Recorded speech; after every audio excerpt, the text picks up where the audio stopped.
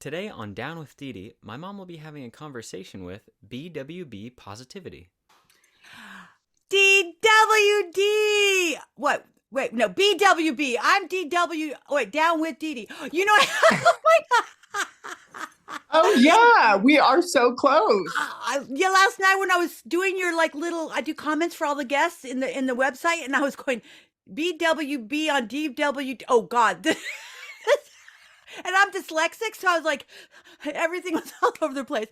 Let me start over. Thank you so much for coming on Down with Dee Dee. Bruce. Let's just use that. That's easy.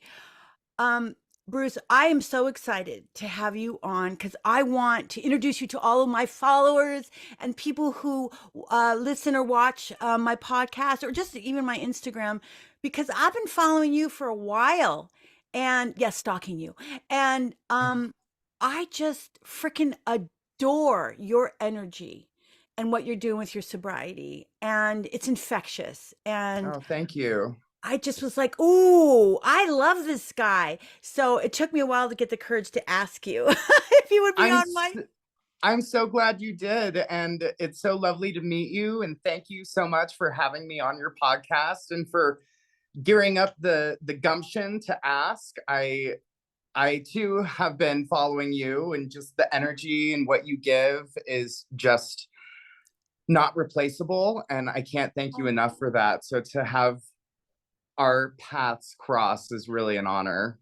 You know, this is kind of how I am with my Instagram, because it's a social media, which can be a negative thing, but the way I find it to be a positive thing is I've met some amazing people by following them because I love their messages or their photos or their work when it comes to wildlife or sobriety or recovery or mental health or just being part of the solution. My sister has a perfume. People are like, well, who cares about that? I'm like, do you care about the poison you're putting on your body? You know what I mean?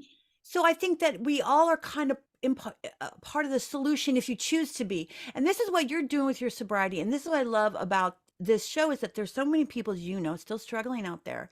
Yes. And when you come on your Instagram or wherever it is your socials are, because I only do Instagram because I'm pretty limited in my abilities to even post correctly. It's okay. Yeah, DJ's like, well, you kind of forgot Dash Radio. And I'm like, oh yeah, let me go back. I'm constantly editing.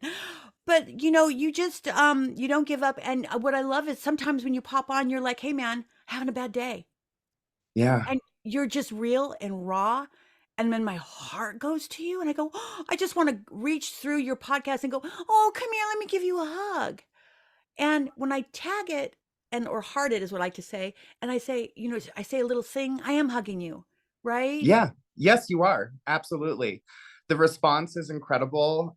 It's very much a two-way street. What I do, I don't do anything for views or camaraderie or anything like that, because as you said, there are so many people who are still in the darkness, who are struggling with their mental health, addiction, overcoming from trauma, or just trying to get out of their own way and be a better person for themselves. And they haven't quite yet tapped into or figured out how to do that for themselves, because they think that they're not where they need to be in life, and they think that they're behind and they're comparing themselves. And I'm like, no, wait. The earth is spinning at 1,000 miles per hour. It's going fast enough for all of us. Slow down, you're doing fine. It can be as simple as that. And it really is, when I see people just like a video or they just drop emojis in the comment, like little hearts, they don't really need to say anything, but that is so personal to me, because I see they got it. They heard the message, and maybe a little light went off in them that they can move forward just a little bit more. And that's the reward in itself. It's so true. This is what I always say to my followers as well. It's a ricochet effect. When I do my random thoughts, and they're random, and even when I'm talking about one thing, all of a sudden I'm talking about something else, and then I'm ending with something else, and I had no idea I was going there. Right. But it comes from my heart. It's genuine. It's real, and it resonates with one person. Yes. And they go, oh, I needed to hear that today. I go, bam, thank you. There you go. And I go off going, I did something good today. One person said, I needed to hear that, or I sent this to my sister, or I sent this to my husband, or what, right? I'm Yeah. a big one, and I love that. I go, okay, then that's what it's about. Because you're right, we can get wrapped up in the minutia, the numbers, the likes, all this kind of stuff, right? But I Hmm. was always told, just put one foot in front of the other, do the next indicated action, stay on your path of your sobriety, your authentic self, what that might look like for you.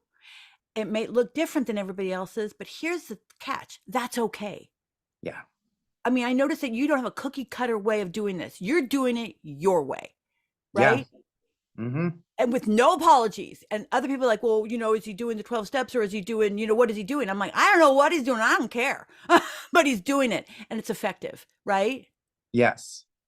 Well, There's many different ways to do it. Like you said, it's not cookie cutter. One shoe doesn't fit everyone. And people get sober, whether they go to meetings, do the 12 steps, or they just make the choice for themselves, just like, hey, that was enough for me. That rock bottom was really uncomfy and I never want to go there again. And then they never pick up a drink. My mom has a friend that she was a stewardess with for 25 years for Western Airlines. And she went to meetings, oh, maybe like the first few months of her sobriety. She's now like 40 years sober. And since the first few months of her journey, she's never gone back to a meeting, but she's also never picked up a drink or a drug. hey, So whatever yeah, works for you, do it. I'm a big advocate of that, because when I did use the 12 steps, because the recovery rehab Mhm. that I went to, that was their foundation, which was absolutely fine. But my personal counselor was very open-minded to my being able to make it my own, because there's a lot of stuff that didn't resonate with me. But she was like, well, then go in and start marking that book up and make it, turn it Yeah. into, use the foundation. And, so it gave me a great foundation. I went to the 12-step program every day for a year. I took a year off of college. That I was finishing my last year. I'm raising two kids on my own. I had this monkey in my back. I was in my 50s. Dude, I was in my 50s when I got sober, going through menopause. Sexy, let me tell you. Nothing more Wow. sexy than when you're in a rehab and you're going through menopause and you got two kids at home who are going, is she going to come back with a third eye? I mean, none of my whole family had no idea what this was going to be. I mean, think about it. It's such a mystery. When you go away for 30 days, intensive, no one heard from you. They don't know if you're going to come back, brainwashed, or, and I did come back with the lingo. Yeah. And I was told immediately by my son, jump out of stay in your own lane, mom. And I actually taught him that term, which immediately got thrown back at me. Yep. Yeah. but It's a but I different always side say, when that happens. yeah, one of the things I think is really important. I talked to a lot of my guests on the show about that, is the once you decide to make that life change, which I call a rebirth, the minute you decide I want to change, whether it's addressing mental health or an addiction or anything, when the minute you say, like you said, oh, I don't want to do this anymore, I want to change, the Hmm. trajectory of your life from there on in changes, and it's a rebirth. Well, what Yes. happens with the rebirth? You got to learn how to walk all over again, Yeah. right? Hmm. And what happens when you're a baby or an animal, you first start to walk, unless you're one of those animals that pops out and they start running, which was one of my sons. I'm not sure Oh, how good. he came out. He didn't even do the crawling thing. He started scaling it off. I'm like, ah.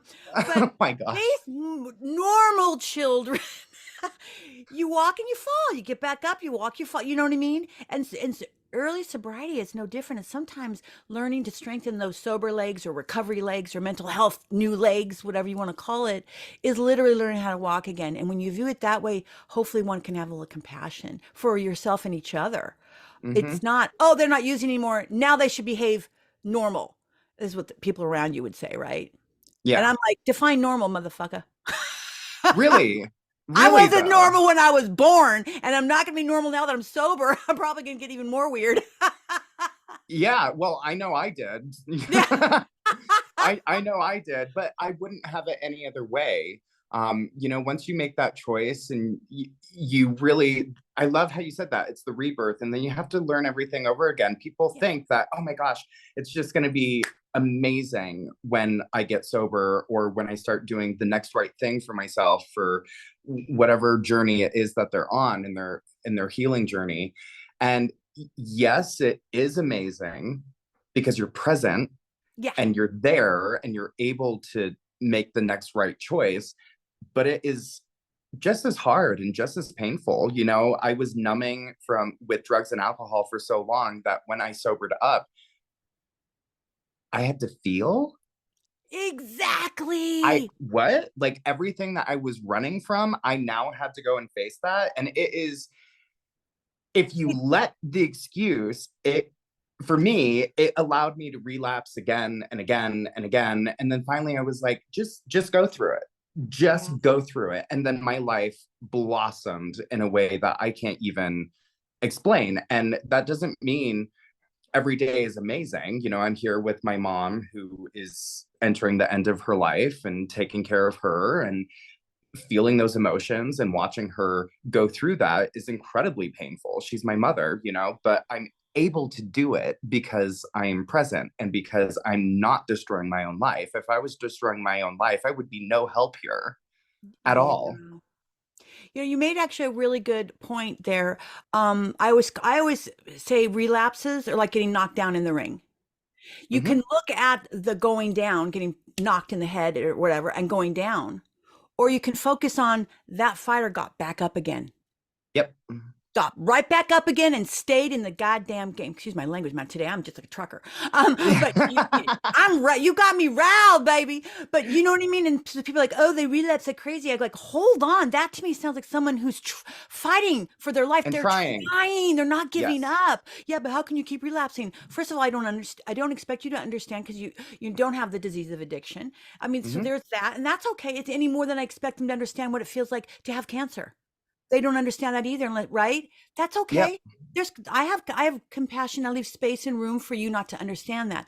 But I think one of the reasons why I started this show was to try to reduce some of the social stigma that, you know, and just the sting that goes with that word, the judgment that goes with that word, Mm-hmm. versus wow, we're fighting for our lives. And those who, like you, who have relapsed in as part of your story, is I see a fighter going, I maybe next time you get back up, you need to change your strategy because you got hit in the face and you went down. Maybe, you know what I mean? So it's Yep. getting up, number one. Number two, maybe I need another strategy. Because if you keep going up and redoing the same thing, that's insanity. You're doing the same Yes. thing, expecting a different choice, a different outcome, right? Yep.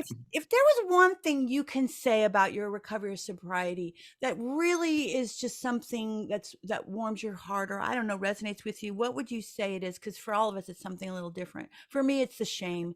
I made it my mission right now with my podcast and just always, hi, DD Pfeiffer, nice to meet you. I'm sober, and they're like, okay, what was that about?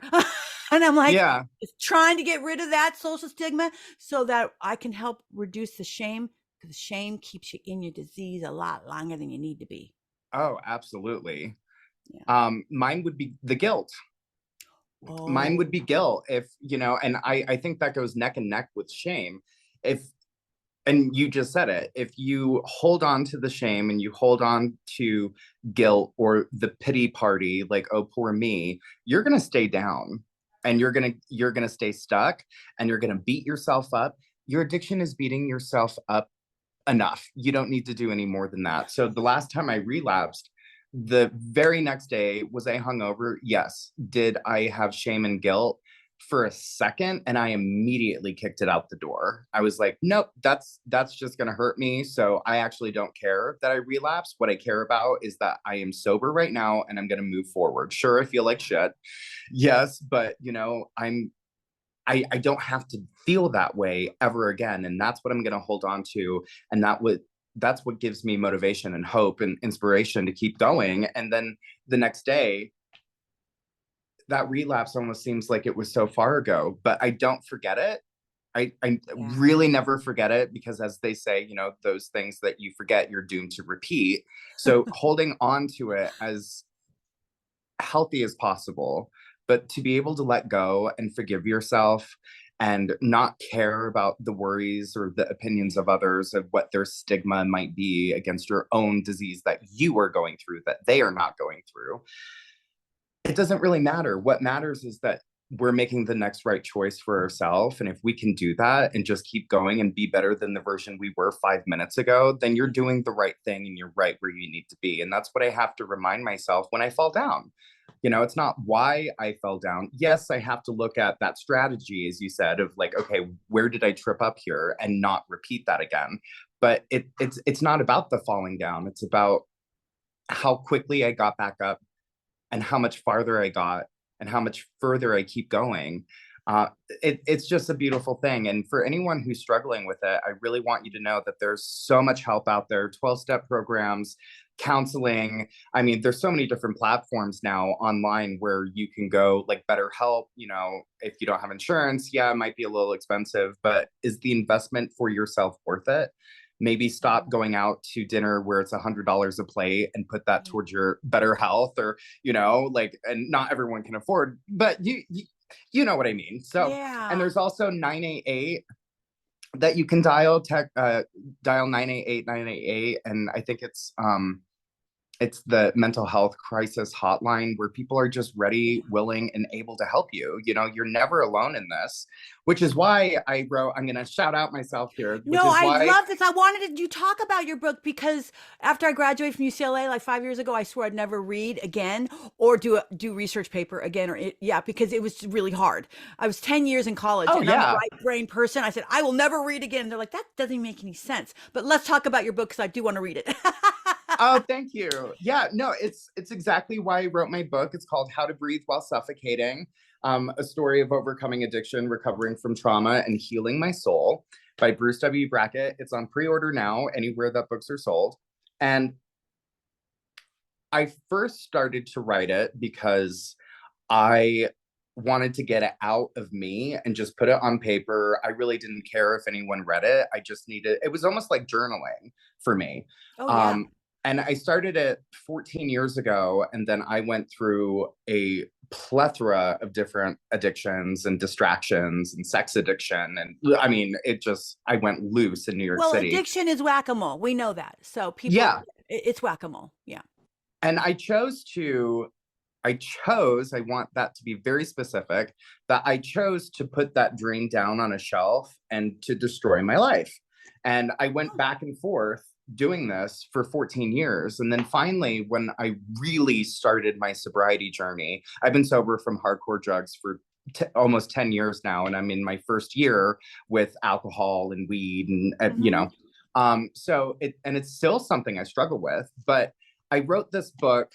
Now I'm realizing that I wrote this book to just be there for other people who are struggling, who feel like they'll never be able to get out of the darkness that they're in, that, this is the life. Well, I just might as well accept it and live it. No, you absolutely do not have to do that. You can turn your life into whatever it is that you want, no matter if it's, again, addiction, trauma, mental health, you're stuck in the wrong job that you don't want to be in. There's so many different examples. And finally, I was just like, someone did that for me. Someone came and helped navigate me out of my own flames and pulled me out of that. They didn't do the work for me, but they helped guide me along the way.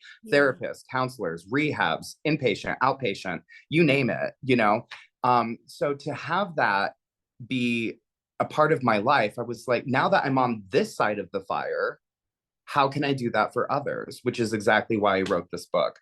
And I'm so proud of it. Like you said, graduating from UCLA and never wanting to read or write anything again. Honey, I've never read a book, let alone written one, so, and my right? Like my partner, I was busy doing drugs. I wasn't reading You're like, a book. honey, I don't have time for reading. It's hard when you're high on meth to read. Did you notice that? It is.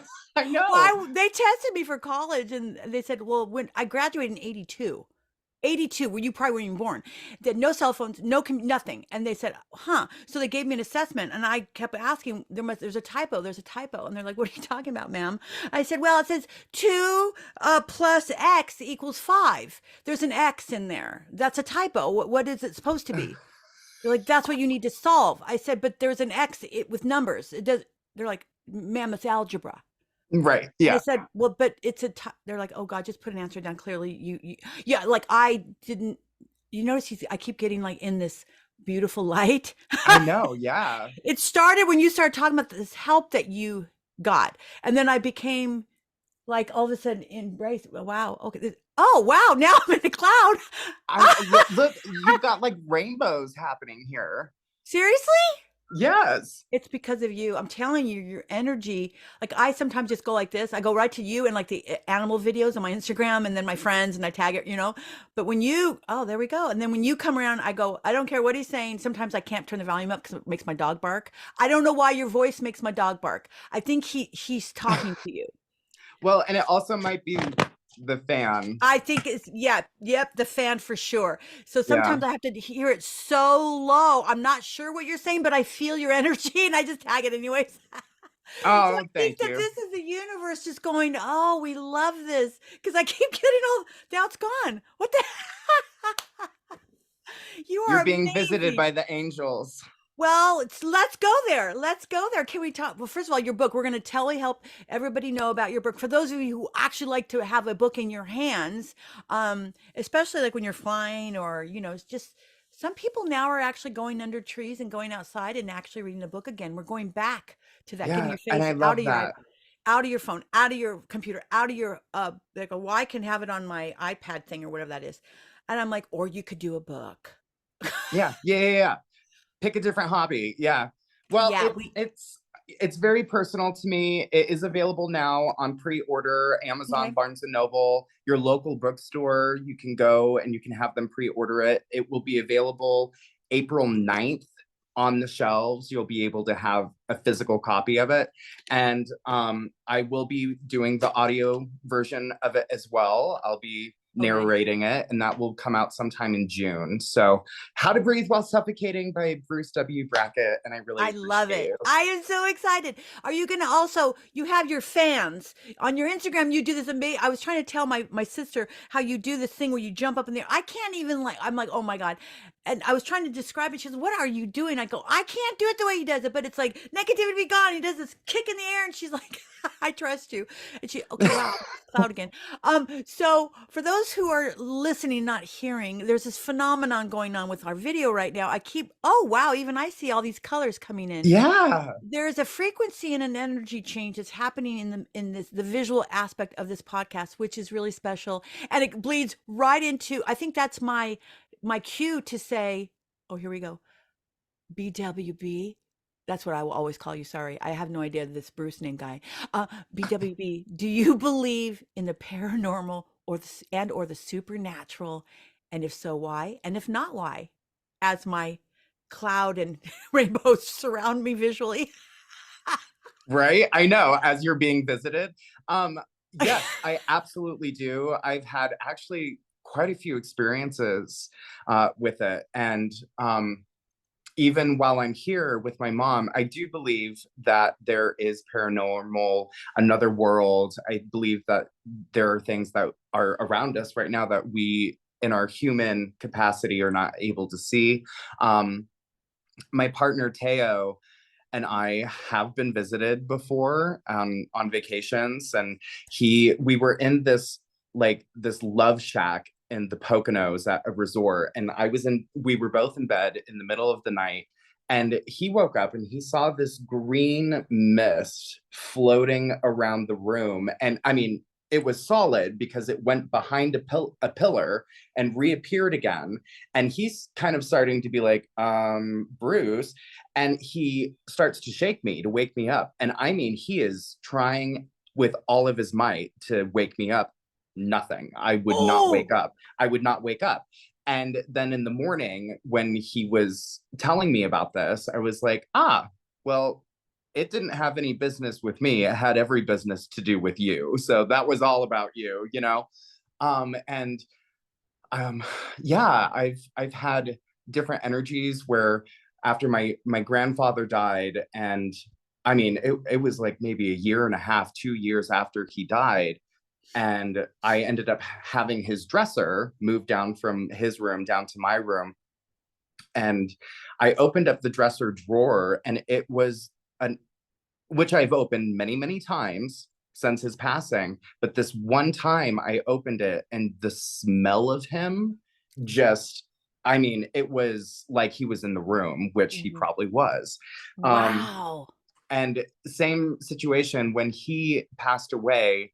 my brother at the time was in prison, and he passed away, and my brother did not know that he passed away, but he came to him in his cell, and that's when he was like, "You're how like I'm in prison. How did you get in here?"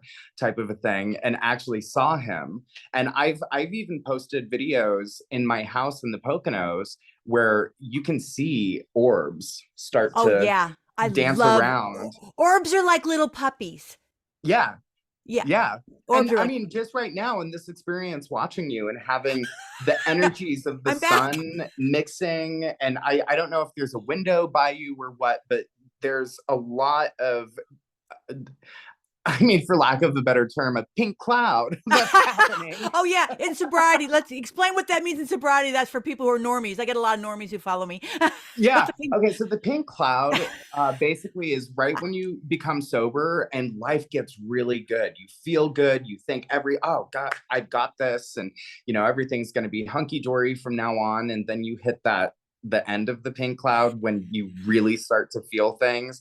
So you fall out of that illusion that everything is just great and amazing. And you're kind of in this natural high where things are going so well, but then you face reality again and life on life's terms, and it kind of pops that bubble a little bit. And Yeah. ooh, that's the test. Life's going to happen and it's going to pop your bubble. Well, how do you get through that? And then eventually, I do believe that eventually you get sober enough and you build the tools enough that you do find yourself in a constant state of joy.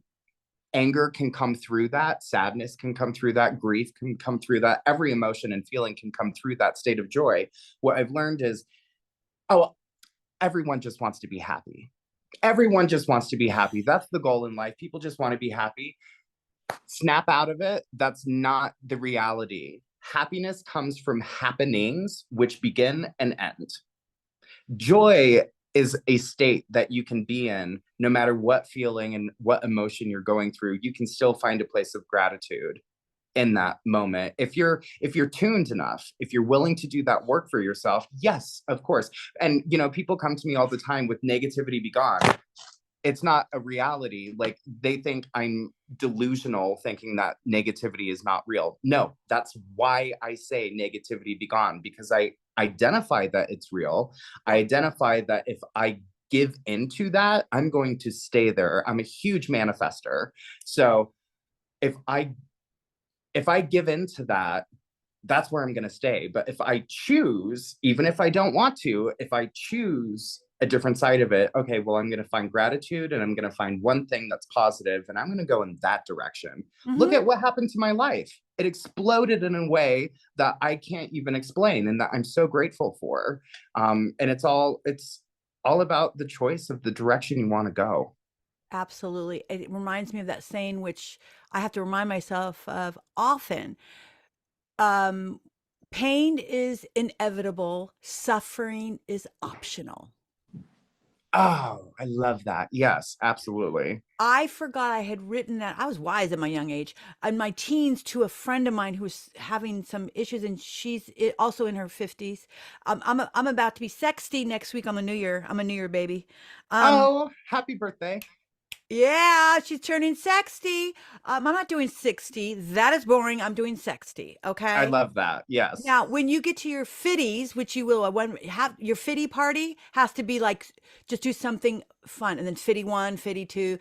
My only issue is 60 or 70. I don't know how to have fun. I mean, I have fun with 50s. Now I'm going to be 60 and be 61, 62. 70. You have to help me figure out what is fun about 70. Like, there's nothing rhymes with it. It doesn't go with anything. 70. Memody. Levity. 70, and it's kind of like orange. Nothing rhymes with it. Nothing goes with orange. Yeah. Oranges, poranges. Who says oranges, poranges? Right. Yeah. Who says? 70, Yes, I just totally aged myself there too.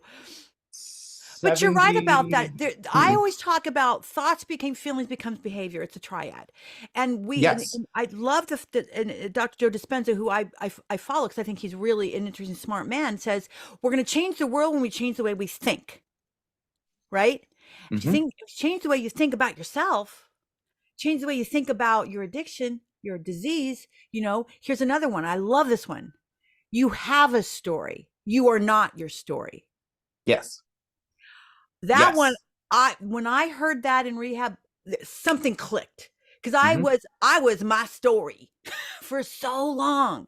And especially when you have an addiction, it gives you an excuse to behave badly, it gives you an excuse to drink or to use or whatever. Like you or me, you Mhm. drink too, or you would use meth too, or you would basically treat yourself as what you're doing like shit, because somewhere along the line you believed hook, line, and sinker that you are your story. And when I was Yep. able to separate that and say, wait a minute, no, not today, Felicia. I have a damn story.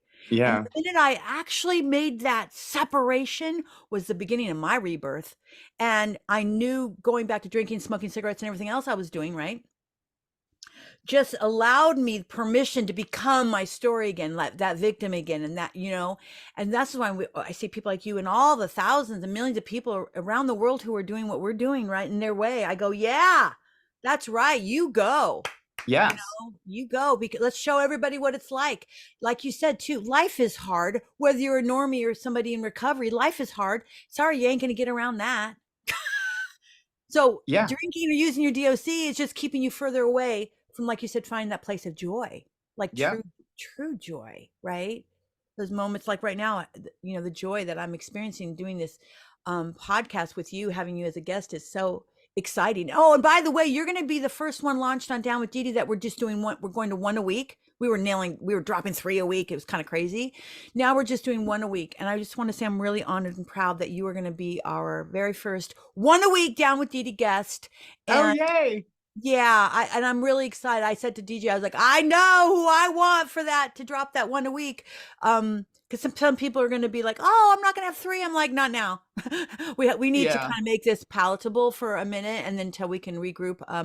Making sure that like it's also boundaries for myself. How much can I do, right? And at what point does it become no longer joyful and fun, right? And I want my Yep. podcast to constantly be about what we're doing right here, I'm right? so proud of you. I think that's really, really great, just to step back and reevaluate.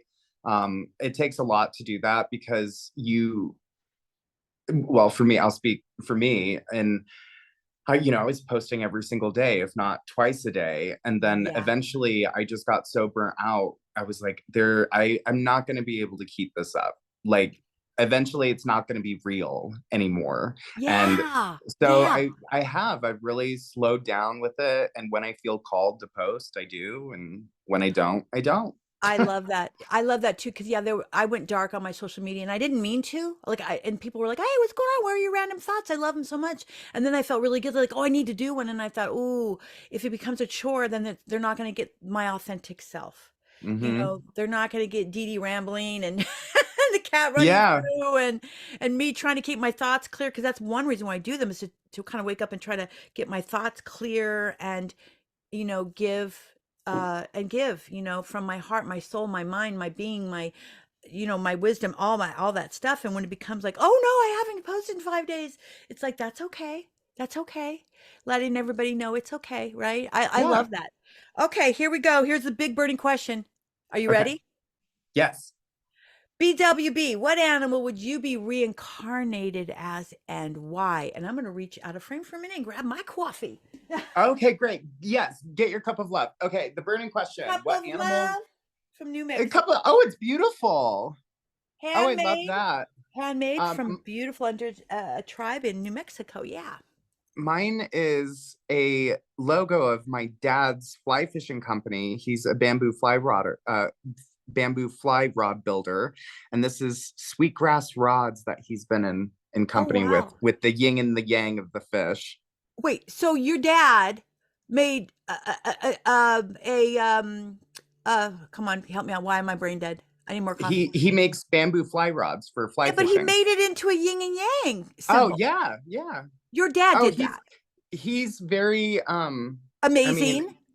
oh, incredible. I tell you, I would not have my life if I was not adopted by them. But I mean, Oh, they're Buddhists, you and have a fish. For those of you who can't see, he just showed me a Buddha with a fish on his head. And is that a Christmas hat? Oh God, I love that. That's something I would do. Yep, yep, Yep. yep. I love Oh, it. I love it. my family is so comical. Okay, back to your question. Oh, okay. I would be, I think I would, I, I love animals in general, so I would be grateful no matter what, just to, I mean, come back and experience this in a different set of eyes and a different Yeah. brain. And, because I love life. I think that this is heaven. I think that this is hell. And I think that we are walking in that. And then whatever energy we go to, I think we go to if we don't recycle and come back. Oh my goodness, and I'm wearing the leopard. I've always been so attracted and in love with the felines. I think that they're so majestic and just so powerful and so beautiful and also peaceful. I love that you have this gorgeous lion behind you. It's so beautiful. And He's the my other, spirit. He's my spirit animal. Not my. I'm actually a Capricorn, but he's my okay, spirit. He came to me when I was in rehab. I can see this for you. Yes. He just came to me and he settles me down. Like if I ever date again, for men out there who are interested in dating me, you need to have a personality like this big bad boy. That's the only thing to calm my ass down. Yeah. I love it. And just, I mean, look at his eyes. They're just so peaceful. Like, Yeah. um, He's or powerful without being in your face about it. yeah, Right? yeah. Yeah. Oh, absolutely. So yeah, either a leopard or some type of bird of prey. Wait a minute. Bird of prey, It's like the ones that like the ones that go and grab things with their talons and yeah, they go off like with a deer and stuff. You're like, whoa, how'd that happen? Like a hawk or something? yeah, like an eagle, a hawk. Eagle. Like, I mean, They're really amazing, aren't they? they're just so incredible, and Yeah. I'm in Montana right now, and we're just surrounded with Oh, um bald eagles and falcons and everything, and they're just so, they're so incredible. We all hunt. We all, if you don't eat meat, then you're hunting for vegetables and everything, but we all have that natural human life experience of survival. So it doesn't, some people would be like, oh my God, you want to be a leopard? Don't they kill? Well, yeah, so does everything well, else. they're Like, trying to. They're not. No, hold on. They don't kill. They're trying to eat. Okay. and survive. Yeah. I mean, they would. Yeah. Yeah. I mean, if they ate fruit, I'm sure they would eat fruit, but they're not interested in fruit. I mean, it's like, wait a minute. Yeah. Yeah. I think it's interesting too. Oh, we do have to wrap this up, but I just love you so much. Will you come back on for part two? I would love to. Yeah. Okay. One thing I do with my podcast is I like to tease people. Like people are like, I want to hear that person more. I'm like, that's the whole point. Always leave them wanting more. But I do want to say this. I think that we do kind of live in a world right now where people are really quick, especially with social media, to come in and judge and be snarky. I always call them the snarks Oh or yeah. the trolls or whatever we call them. And the thing is I try to have compassion for them. At the same time, I'm just like I say, I'm just not interested in that kind of energy. And that's okay. I'm allowed to say, hey, listen, snark, not on my social media, okay? Yeah, If you not want to here. be, yeah, that's cool. You do you, boo. But there's plenty other celebrities you can go and say nasty things to. Mama Jam over here, I'm not interested in it, and that's so free, so free. They say people are like, oh, you're canceling. I'm like, no, I'm actually not canceling because I'm not saying people who disagree with me. That's fine. That is, Yeah. I don't care. I'm talking about outright hate, outright mean things. Like I just wouldn't say half the shit some people say to me. That's so mean. I go, Yeah. that was a blatant drive-by. I said something nice to my sister about her rescued dog, and I got attacked from one of her followers. And I was like, well, that was just mean. I mean, it really hurt my feelings. And I Yeah. thought it's interesting how like that hurts. And yet I know it has no validity. I mean, I said something nice about her rescue dog, and they basically told me to get a life. And I was like, what? What? See, Wow. those are the people that I immediately, and I'm so grateful for my parents who have taught this to me from such a young age. I have a lot of compassion for that because Wow. for those people, because when I see hate come through, and I'm very fortunate as a larger creator, I don't receive a lot of hate. it comes and goes, of course, but immediately when I see it, I see a person in pain and they're Yeah. releasing that pain and putting it off. Hurt people, and healing people heal themselves and others. And it's so true. So when I see people do that, I immediately look at them and I want to hug them. I want to give them love that they feel like they're not worthy of. I want to allow them to see that they don't have to hurt and they don't have to spread that hurt, because they want us on their level. They want us to feel as bad as they do. And that's truly what I believe. So I hold a lot of love and compassion for people like that, because I think that they too can get out of that and be a better person. I just love you for that, because it's actually exactly the way we do kind of need to look at that. And this is why I say I'm not going to give you kind of any of my energy, because I can tell right now and you're right. People do one of two things. They try to pull people down to their level, or the other choice is rise up to that other person's level. And sadly, Yes. when there's hate or self-loathing or not a lot of love going on in their heart or their thoughts, their reaction is to tear you down to their level, right? Oh, And yeah. when you're enlightened, you understand that, right? And Yes. that's what's so beautiful about, there's a new movement going on, babe, that you and I are so involved with. I'm not sure if you're even aware. It's this enlightened movement that is coming back to my friend Rich Gurman, who's out there saving orcas, and he's just doing all this amazing stuff. Oh, I love him. Oh yeah, no, you should follow him. He follows me. You should follow him. I think he follows you. Anyways, he's an amazing man, and he does he's doing a TED Talks coming up. But he basically had said that we have domesticated ourselves as men, not just our animals, but ourselves.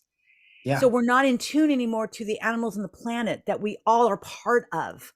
Yeah. And we use the word domesticated. We've domesticated ourselves, and becoming more enlightened is a part of becoming less domesticated and part of the oneness of the Mother Earth, the beauty of Mother Earth and all our creatures and us. And we all can be in harmony, right? Yeah. Not 100%, but enough, much more than we are now. But there's a Absolutely. movement of us that are part of that, right? Let's come a little bit further away from your phones and go. I talk about a grounding, I think as they call it, go bare feet on the ground. Yep. You want to just kind of shake up your world a little bit, especially if you're going through your thoughts are fucking with you. Go take your shoes off and go stand outside. I don't care what it's on, if it's on the ground. If you're in the city, go find a tree and go to that dirt, the roots of the tree. I know there's probably a lot of piss from the dogs. Don't matter. You can wash your feet later. Go stand on the dirt. Yeah. And breathe in, and Mother Earth will send you some energy. She's there to help us out, right? Absolutely. I Tree believe hugging in that fully. By the way, tree hugging, that we joke about the tree huggers. There's actually vibrate when you actually hug a tree. Now I'm going to sound crazy, but I don't give a shit. You actually hug a tree. That tree will hug you back with energy, frequency. Oh yeah. Right. So on that note, everybody go buy his book. Did you see me snap my hands and all the dog and cat hair go flying? I did. That's because I live in a farm and my vacuum broke. Not a real farm like you in Montana, but like I live in a rental with way too many animals. Oh, I love that. Listen, I want to thank you so much. You're such a beautiful, beautiful, beautiful, beautiful human being. So are you. Thank you. Thank you. I want you to have a beautiful day, and just keep doing you, boo. All right? I will. Thank you so much for having me. And give your mom a big kiss for me, please. I will. Thank you. I will. Take your hands and say, Dee Dee wanted me to give you some of her energy. I will. My areas of concentration in college were gerontology. Okay. So, look, there we go. Tell her I want to give her some light. Thank you. I will absolutely take that energy. Thank you so much. All right, honey. Bye. Bye.